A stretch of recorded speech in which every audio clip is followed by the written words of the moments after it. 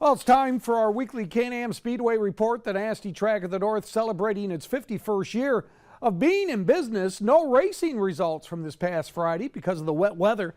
The hope is for better conditions this Friday night for Military Appreciation Night. All military with ID will get free admission to the grandstand as a thank you for their service. 10th Mountain Division Band will be on hand for entertainment along with performing the American and Canadian national anthems. Also on hand will be USO, Fort Drum, and Watertown Vet Center. At intermission, RC racing will take place with Chipmunk Hill. And of course, racing in all 5 classes with gates opening at 5, first green flag dropping at 7.